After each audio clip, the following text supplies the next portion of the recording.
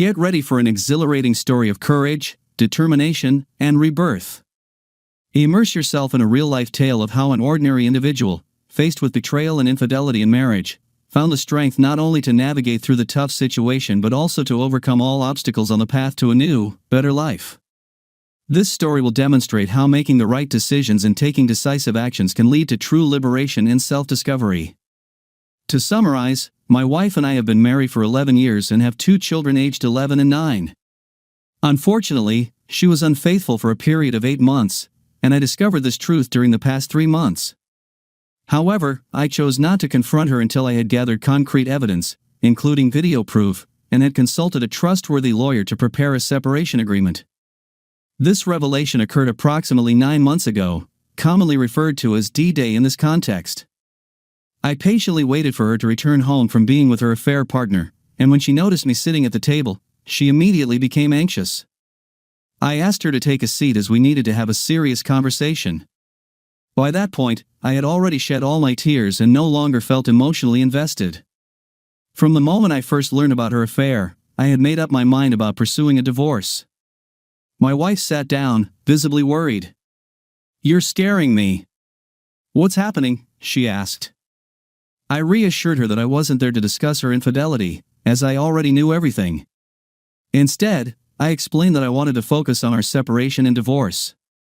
Placing my wedding ring on the folder containing the separation agreement, I slid it in front of her. This action brought her to tears, and she began begging, apologizing, and pleading, which were all expected reactions. However, I remained firm and rejected everything she said. "Wife, I love you, but you have hurt me more than I have ever been hurt. Sleeping with other men is not a demonstration of love," I expressed, emphasizing my pain. After a couple of hours, I suggested that she stay at a hotel for the night so that we could continue our discussion the following day. I made it clear that if she refused to sign the separation agreement, I would expose her actions to everyone immediately.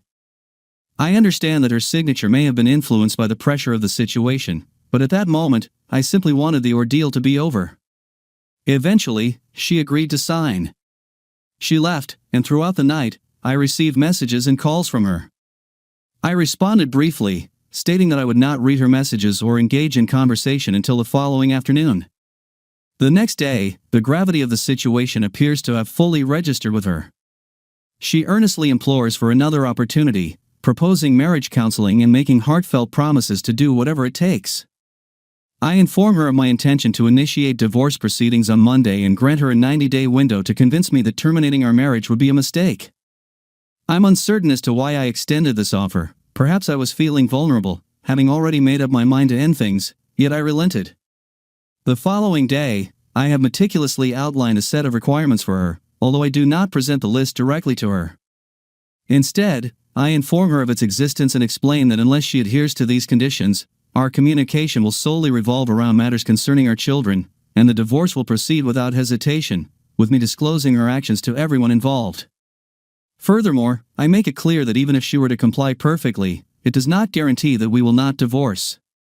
My trust in her has reached rock bottom, and my feelings of love have dissipated. The only reason I even contemplated salvaging our relationship was for the sake of our children. It was not my intention to convey this, but once again, I found myself unable to adhere to my initial decision. The list encompasses the following requirements. Firstly, she must provide a comprehensive account of her involvement with him, elucidating how it commenced and justifying her actions to both me and our children. Any attempts to omit or downplay any details would result in the termination of my efforts for reconciliation. Secondly, she is obligated to grant me unrestricted access to her social media accounts, phones, computers, earnings, and bank statements. Thirdly, she must regularly update me on her whereabouts and activities.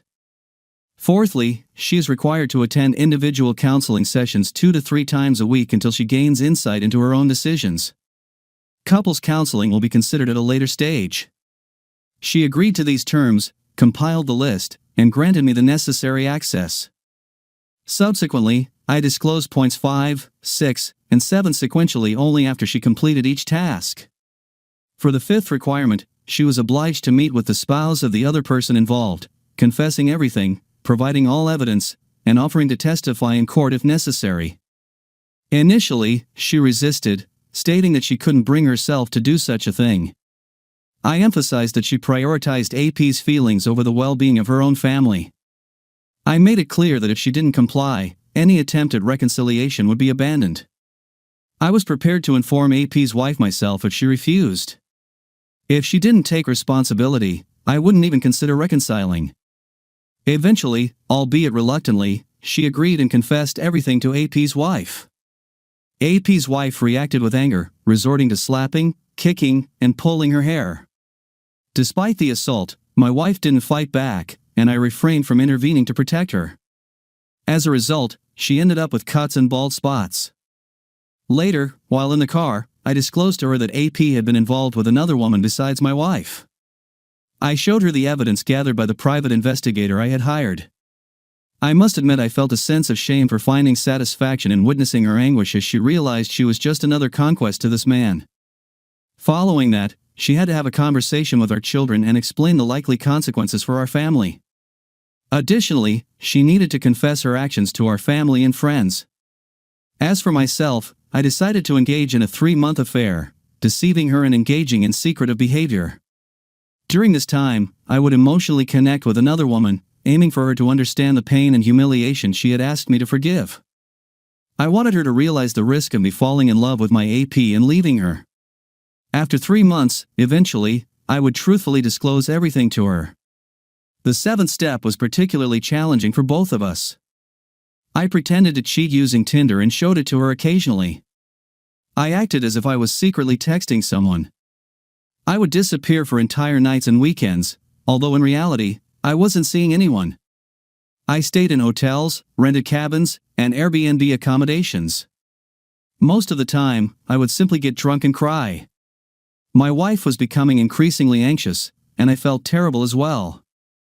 I despised it. I mean, I was only pretending, but even that was difficult. She seemed to handle it so effortlessly. I find it increasingly difficult to view her in the same light as before, which is the most challenging part for me. Initially, I wanted to demonstrate my willingness to forgive her, but instead, I came to realize the immense harm caused by such actions towards another person. Currently, we are undergoing marriage counseling, and while she is making some progress, I am struggling more. Some days prove to be more challenging than others. Although I have prepared the divorce papers, I have yet to take that final step. The reason behind my hesitation remains unclear to me. However, we are not as distant as we once were, and at least we have ceased arguing. I suppose that can be considered progress. She expresses genuine remorse, and I am aware that we have a long and uncertain journey ahead of us.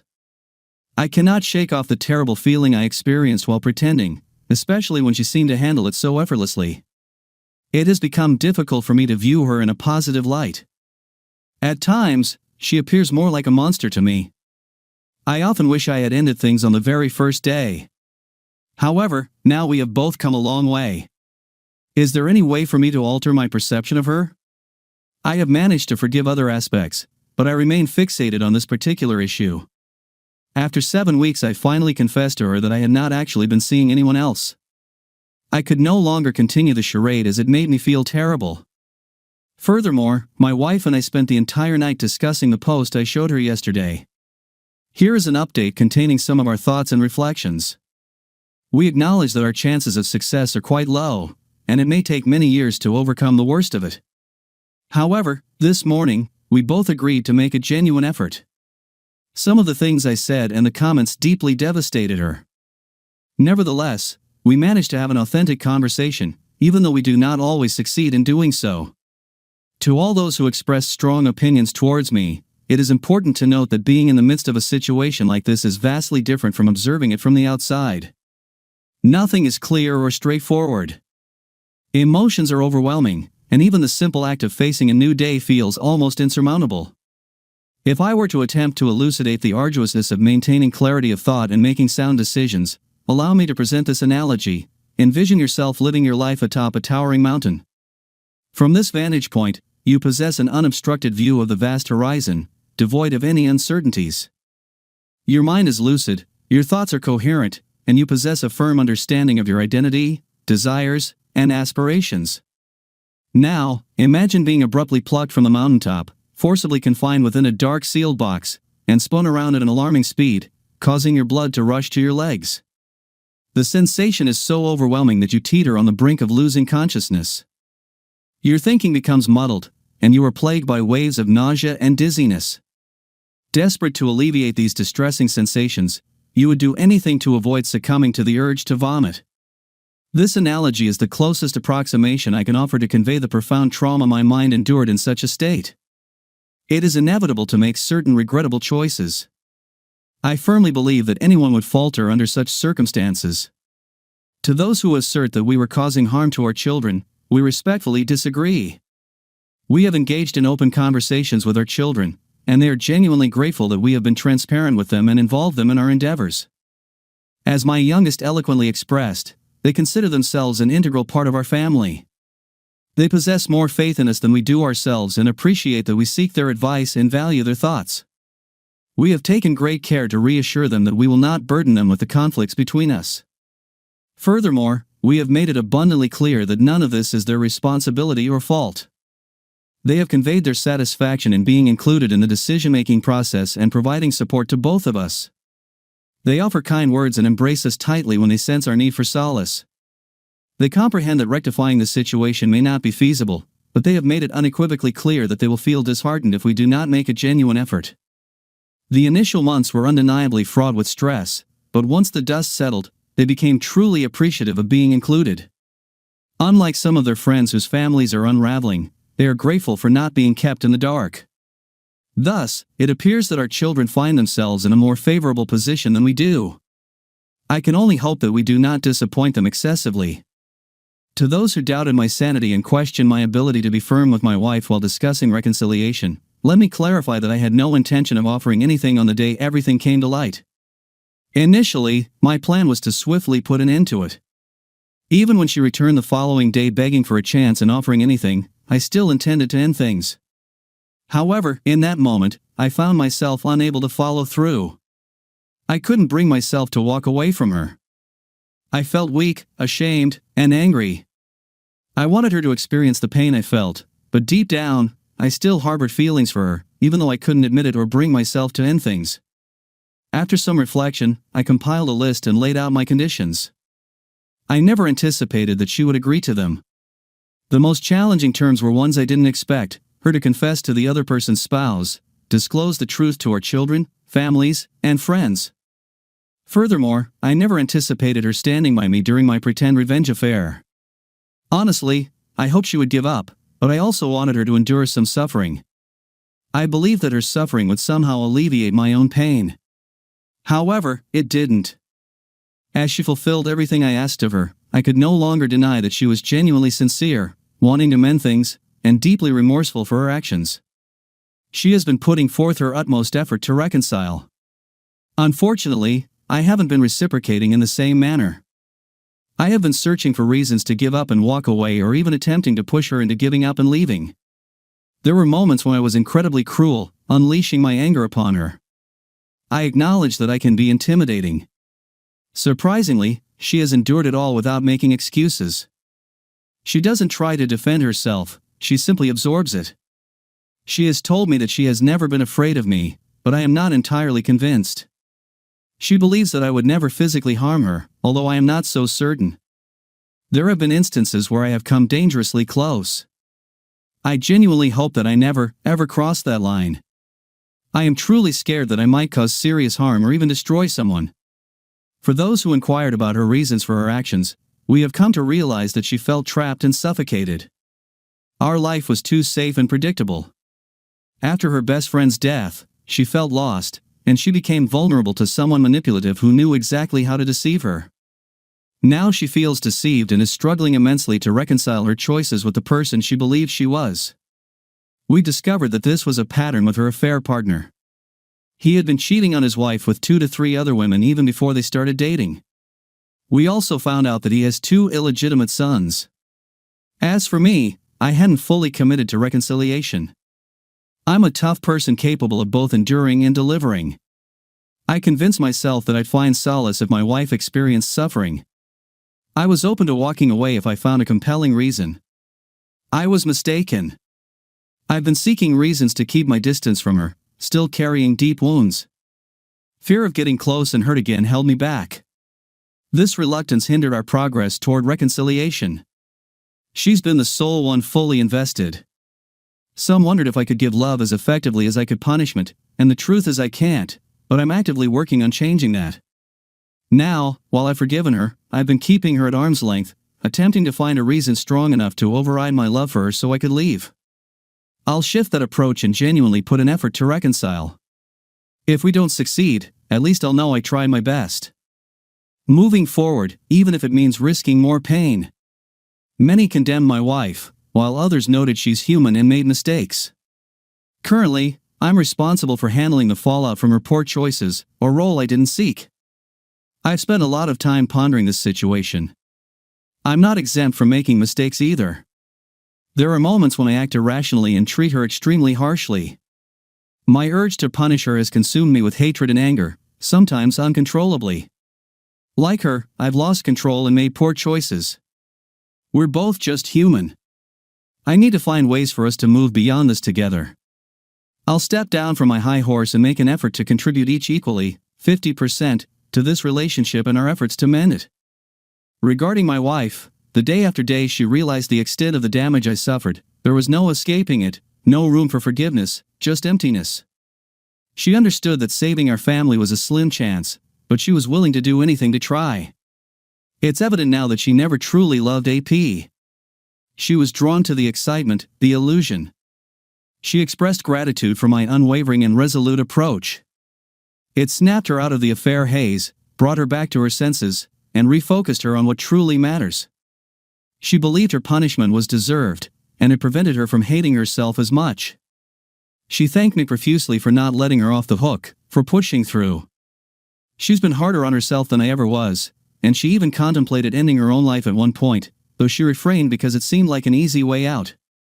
I discovered that she's been harming herself since D-Day, hitting and pinching herself, her legs completely covered in shades of purple, a continuous black mark. It's not helping, though. We've agreed that her focus needs to shift towards forgiving herself. Our healing can't begin until that happens. It's a bit strange now that she's set on punishing herself. She's lost all those qualities that initially drew me to her: sense of humor, her smile, her well-thought-out opinions, her self-esteem, her loving patience. They've all faded. I find it difficult to rekindle my feelings for her when she's suppressing the very things that made me love her in the first place, the qualities that led me to be with her and marry her. All in all, we've made some progress thanks to the kind strangers on the internet. There's still a long road ahead, but we've pinpointed some major obstacles to overcome. We actually slept in the same bed for the first time since Day, so that's a step. It felt nice to be next to her again. I still have love for her, and it's a bit tough to accept, but then I think about my kids, and it gives me the strength to persevere. We'll strive to build something new since the old relationship is no longer here. Update: this will be my final activity on this account as it has fulfilled its purpose, and I'm incredibly thankful for all the help I've received from everyone. There were times when it felt overwhelming, but I'm alright. Well, I should say we are alright. Ever since I committed fully to reconciling, there's been a remarkable improvement. We've even started reconnecting a bit. My wife, or rather the version of my wife I fell in love with, is starting to emerge more and more. We've been attending therapy sessions and making significant progress in our communication. We've also resumed being close regularly. While it's still early days and the odds may not be in our favor, we're making surprisingly positive strides. I'm making an effort to show my appreciation for her every day, and she's doing the same. Although there are moments of intense emotional pain for both of us, overall, we're experiencing more good times than bad. I believe we'll be alright. Our kids are doing well, and I have hope for the future. Update: I've received requests for an update. We're currently living apart. Initially, our reconciliation efforts were going well, and my wife did her part right. However, she's struggling to forgive herself and has a lot of self-hatred. On the other hand, I managed to hide my emotions for a while. The issue is that beneath the surface, my feelings were still simmering. Feelings of emasculation, betrayal, lies, humiliation, and anger were all bubbling underneath. As a result, I regressed into being mean, vindictive, and angry, and I'm no longer interested in being that kind of person. So we decided to separate to give ourselves some space. We might attempt reconciliation again later for the kids' sake. That's where things stand. Sometimes it's just not possible to fix things completely. I'm not very optimistic about us making it in the end. This story impresses with its strength and inspires self-development. It demonstrates that even in the most challenging situations, people are capable of finding resources within themselves for change and growth. The key importance lies in making the right decisions and persistently pursuing goals. Story 2. My wife, who is 35 and we've been married for 2 years, was a college professor when this story unfolded. She had worked diligently to secure this position, and rightfully felt proud of her achievement.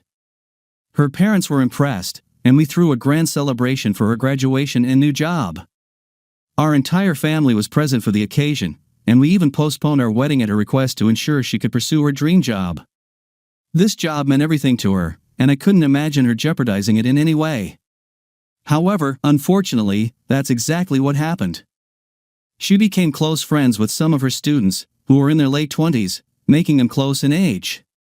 While it struck me as somewhat peculiar that she was so friendly with her students while also being their professor, I refrained from expressing my concerns. She mentioned participating in their gatherings, which she described as casual hangouts rather than formal parties. She even shared that they discussed class topics because her students were passionate and dedicated.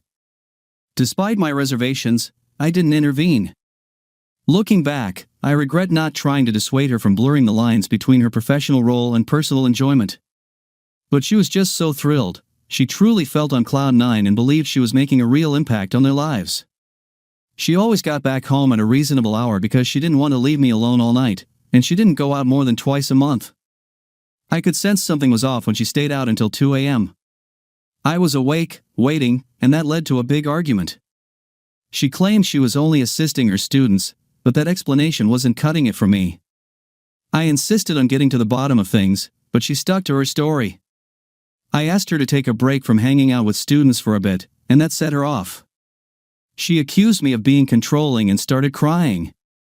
She said she was a responsible woman who deserved to have her own life, especially when she found someone who brought her such joy. My eyes widened. She quickly backtracked, saying she got her words mixed up because I was confronting her and she was exhausted. I was really bothered by her mix-up, but I didn't have the energy to keep arguing that night. I couldn't even bring up the idea of her taking time off from work. I didn't know how or when I could bring up the topic again. I knew I should have acted, but I decided to hold off and see what else she'd do. Things settled down for a bit. She stopped staying out late and only went to work and back home. It seemed good, although she had to grade papers at home, so I gave her space to do that. Then I caught her texting someone, and it startled her. It struck me as odd, but I didn't make a fuss about it. I thought about checking her phone later, but it had a passcode. I planned to create an opportunity for her to bring students over to our place while I'd be secretly nearby, keeping an eye out. I needed to figure out who these people were and if there was something more to it. She derailed my plan quickly. As soon as I mentioned spending an evening with my mom at the nursing home, she got excited. She called me sweet for doing it, offered to give me a ride, and said she'd pick me up later.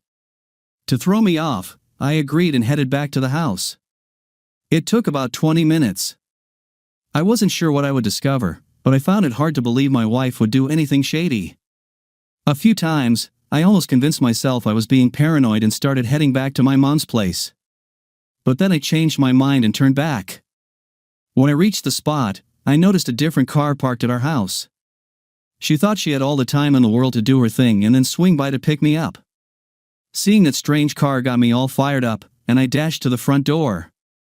My hands were trembling as I unlocked it and saw the most unsettling sight I'd ever witnessed. My wife was getting close with her student, not even fully dressed yet. I quickly took a picture. You know we're in a high-tech era nowadays. I had my phone out when I saw the unfamiliar car so I could snap a photo of whatever my wife was up to just in case. Things were innocent. I might have seemed like the crazy one, but now reality is starting to hit me. As she began to react after getting dressed and her student took off, she started yelling things I couldn't even catch. My head felt like it was about to explode, and all I could hear was my own heartbeat. I thought about how our marriage was done for, and the future I had envisioned with her was a false dream. Her career was in ruins. She'd never get another chance to teach at that school. The next school would want to know why she got the boot from this one. I snapped out of my daze and demanded to know why she risked everything she had worked so damn hard to build for one of her very first students. She just stared at me with a blank expression, then spilled that he had invited her to hang out and she hadn't thought anything bad would go down. I lost it and started yelling, telling her that something seriously messed up had indeed gone down. She brought him to our place and things got intimate. She started giving me the finger and shouting back, insisting it wasn't her fault and that I'd interrupted them so it shouldn't even count. My jaw practically hit the floor. I let her know that her logic was so absurd that I couldn't even argue with it. I packed my stuff and got a hotel room. I wasn't in the mood to argue with her anymore that night about who should leave. It was like I was dealing with a spoiled kid who thought she could get away with this because of all her past achievements. I wasn't about to stick around, and I wasn't going to let her hold on to her job either. I filed for divorce and sent the photo to the college president, just like I figured, and she got canned. She despised me and couldn't even look me in the eye whenever we crossed paths. I never saw her eyes again. She went from being this confident, flawless, high-achieving woman to someone filled with shame and disgrace. Even her parents couldn't wrap their heads around it and actually asked me to send them the picture. I did it, although I wasn't really into it. They said sorry to me. My wife wasn't working for any colleges in our state. After waiting for a few years, she moved out of state, maybe because she couldn't find a job no matter where she tried. I've started dating again, but I'm not going to be quick to trust someone's personality or assume they'll always be honest. My day kicked off just like any other regular day. I woke up early, got myself cleaned up, gave a goodbye kiss to Emily while she was still asleep, and headed to my construction job. But little did I know there was something unexpected waiting for me. That usual day turned into something way more extraordinary. Later in the evening, while I was at the construction site working, I felt my phone buzzing in my pocket. I pulled it out and saw a message from my neighbor, Mike. He said, "Dustin, your garage door is open." This struck me as odd since I distinctly remember closing it. I thanked Mike and asked if he could shut it if he didn't mind. He agreed, and I went back to my tasks. However, that open garage door kept bothering me. I wasn't sure why, but something felt off. Trusting my gut, I decided to take an early lunch break and drove back home. As I got closer to my house, my heart rate started picking up. I noticed an unfamiliar car parked in my driveway, a car I'd never seen before. In that moment, a sickening feeling washed over me. I quietly parked my truck on the street and approached my own house without making any noise. I quietly opened the side door leading to the garage, and to my surprise, it wasn't locked. The door that connected the garage to the house was unlocked too. Walking through the house without my shoes, I came across the most heartbreaking scene, my wife, Emily, in the arms of a stranger. They were locked in a kiss with hardly any clothes on, right there in front of me. Rage consumed me, and everything turned hazy, making me feel like I was about to be sick. Stepping back a bit, I grabbed my phone, made sure the flash was off, and took a few photos of them kissing. I also recorded a quick video of them together in my own house. In that instant, it dawned on me that seeking revenge wouldn't bring me any real satisfaction. The best way to hit back at Emily was to make her fully realize what she was throwing away. It was time for a smart plan, one that would help me come out of this situation with my self-respect intact. Despite witnessing what I did, I paused to catch my breath, then quietly left the house, my heart feeling heavy like a lead weight but with a strategy taking shape in my mind. I decided to reach out to a friend who happened to be a lawyer. I spilled the whole story to him and asked for his advice. Considering we were in North Carolina, I needed some proof to possibly lower the alimony I might have to pay. Armed with the evidence, I showed it to my lawyer buddy. Even though he wasn't a divorce attorney, he pointed me in the right direction and helped me understand the necessary steps to safeguard myself. He gave me the contact info for a respected divorce lawyer who could help me out. He said she was really good. When I met with the divorce lawyer, I didn't beat around the bush. I spilled all the details. She explained that North Carolina was a no-fault state but cheating could affect alimony payments for the spouse getting support. We got the divorce paperwork sorted and talked about our plan moving forward. Emily had no clue what was going down. A few days later, my lawyer and I set up a meeting with Emily at a local cafe. She looked surprised to see me there, her eyes wide with confusion, and asked, "Dustin, what's happening?" I pushed the divorce papers across the table, and her expression went from puzzled to shocked. She stammered, "Dustin, I don't get it." I looked at her, my heart aching, and said, "Emily, I think you do. I saw you with him." Her face turned pale, and I could tell she was getting it. Tears rolled down her cheeks as she said sorry. Even though she was hurting, I knew I was making the right call. Over time, Emily refused to sign the divorce papers. By then, I'd already moved out of our place and found a small apartment for myself since the house belonged to Emily's parents. I wasn't worried about that. The day after she got the divorce papers, her parents stepped in and offered her financial help to hire her own lawyer. However, her parents didn't have a clue about why I was divorcing their daughter, and I figured Emily wouldn't spill the beans either. That's why I made up my mind to share the photos and video I took when I caught her with that guy in our house. I sent a package to her folks explaining why I was divorcing their daughter. After around 6 weeks, when the divorce hearing rolled around, her parents didn't show up. My lawyer told me she was going to try asking for alimony. She mentioned it probably wouldn't work, but she wanted to keep me in the loop. After hearing what my wife's lawyer said on her behalf, they alleged I wasn't a good provider and had been offensive in court. My wife just kept spinning lies. At one point, the judge cautioned her about telling the truth in court, warning that lying could get her into trouble, which is exactly what she was doing. Luckily, we presented the evidence to the judge, and he granted me the divorce without giving her any alimony. The judge gave me precisely 30 days to gather the rest of my stuff from the house. I only had a couple of boxes left to pick up. Around 3 months after the divorce was finalized, I sorted out plans to get my things. As I pulled into the driveway, I spotted the same car that guy drove parked there. Seeing his car initially stung, but that feeling faded fast. This time, the garage door was intentionally left open for me to collect my stuff.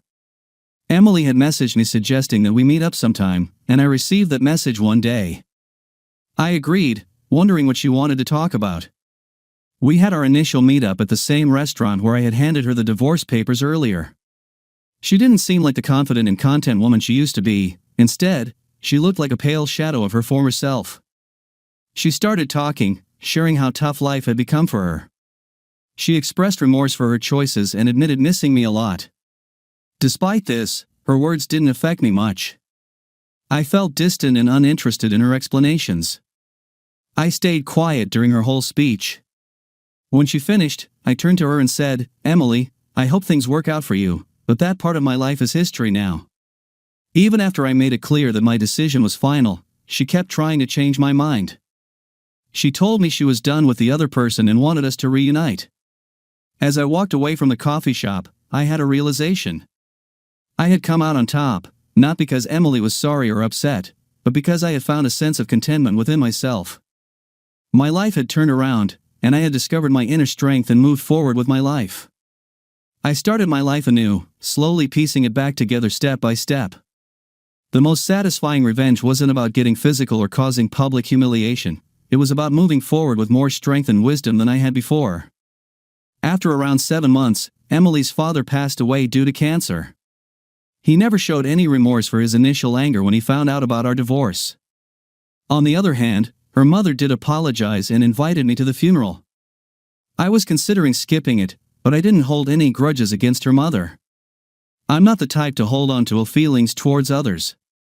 The past can't be altered. As time went on, rumors started circulating that Emily was sinking even deeper into legal trouble. As things kept spiraling, she got arrested for drunk driving on a weekend, and her current partner was involved in shady dealings, including trafficking pills from her mom's place. How did I find all this out? Her mother still reaches out to me occasionally. Our marriage only lasted 8 years before ending. This means she might have been entitled to spousal support for about half of that time. However, she went through with it anyway, and that had an impact on the outcome that was reached. This story about divorce and its aftermath illustrates the importance of protecting oneself and one's interests, regardless of difficulties. The person in this story showed strength, the ability to make tough decisions, and the capacity to move forward even through the toughest times. Story 3. This story is about unexpected twists of fate, about love and betrayals, about difficult decisions and hope for a fresh start. Immerse yourself in this captivating narrative that will make you reflect on the nature of human relationships and the power of forgiveness. I met my wife 7 years ago, married her after 6 months. Our son was born 4.5 years after. At first, we were a perfect family. She was a good wife and an excellent mother. My wife first became withdrawn, then irritable, overly demanding. She did not like everything I do. I do not earn enough. I pay little attention to her and the child, although I only lived for the sake of the family. Her character deteriorated every day, but I could not even imagine that she could have someone, although I was told that they saw her with a man in a restaurant. But I did not pay attention to it. I'll never forget that day. We came back with my son from the country house and found neither her nor her belongings nor her documents at home. The savings that we had been saving for the renovation of the apartment were gone too. She left a letter where she confessed that all her life she had loved another man and married me only to forget him, and after so many years, he found her, and now she wants to be with him. She thanked for all the years of life spent together, asked him to forgive her, not to look for her, and to forget her as soon as possible. She also asked to take care of our son and promised that as soon as circumstances allowed, she would definitely take him away. How to explain her disappearance to him? She asked me to think of something. Maybe someday he would be able to understand and forgive her, just like me. For me, at that moment, the world just turned upside down. I felt like a discarded puppy, but most of all, my heart ached for my son. He was very attached to his mother, loved her very much, and the fact that she left us could completely break a child's psyche. I had to lie that mom went to Africa to treat sick children and as soon as she cures everyone she will definitely come back. And why she doesn't call and write? That there is Africa, jungle, there are no phones, there is no mail, but as soon as there will be an opportunity, she will write. It was very hard to combine work and upbringing of the child. As far as possible, a cousin could pick him up from kindergarten, sit with him, but it was obvious that my son was very much lacking maternal warmth and care. He asked every day where mom was, how mom was, drew pictures for mom. It is clear that I could not pay enough attention to my son because of my work. Most of the time, the child was left to himself. I could not give him to a boarding school, bring another woman into the house, and start building a personal life. I could not. Firstly, there was no time, work, home, son. Secondly, single fathers are not particularly in demand. Thirdly, I would not have been able to explain to my son why, while my mom was treating sick African children, I had another woman, and in my son's eyes, I would look like a traitor, not her. I also had to buy 2 gifts for the holidays, for myself and supposedly for mom. I asked an acquaintance to write cards and letters on her behalf, that she loved, missed, that they would soon meet. For 1.5 years, I did not hear from my wife. I continued to lie to my son, although I did not know whether she was alive or not. I saved up some money and bought a trip for my son and me. He really liked this trip, and I even began to think that my son slowly comes to his senses. And here, in one of the cities, we entered a beautiful temple, and when we went out into the courtyard, my son froze like a halt and began to look somewhere. I began to hurry him up, and he shouted at the top of his voice, "Mommy." In one of the novices of this temple working on a landscaping of the site, I caught familiar features. Yes, it was my wife. She stood looking at us for a while, and then she cried, covered her face with her hands, and disappeared. I told my son that he imagined it, took him to the hotel, promised that I would find out everything and tell him, and returned to the temple. First, I talked to the bishop, and he said that 4 months ago, a young vagrant had joined them. She looked miserable, almost in rags, named herself, said that she had mortal sins on her, that she was even ready to take the tenure. I asked to see her and explained everything, though without going into details. I had to wait for a long time, and finally, she came out and sat down next to me. She was completely different from the wife I had known before. All her arrogance, her insolence, her willfulness were gone. Beside me sat a mere shell devoid of any joy in life, with a trampled and tortured soul. She was broken and crushed. At first, we just sat in silence, and then she began to say that for what she had done, there was no forgiveness, that she was not worthy to be a mother and, in general, had no right to live. And it wasn't just that she had abandoned us with her son, although, according to her, not a day went by that she didn't think about us. There was something worse. I thought it couldn't get any worse than what she did to us, but it did. Before me, she dated a guy she was madly in love with. He was from a local youth group of gopniks, but he knew how to woo beautifully. They even planned a wedding, and then he went to jail for robbery and murder. He himself asked her not to wait. He said that after he got out, he would have no plans for her. But he told her that on purpose, not to break her life. He didn't want her to wait. And then she met me. She didn't care anymore. And then he got out early and found her himself.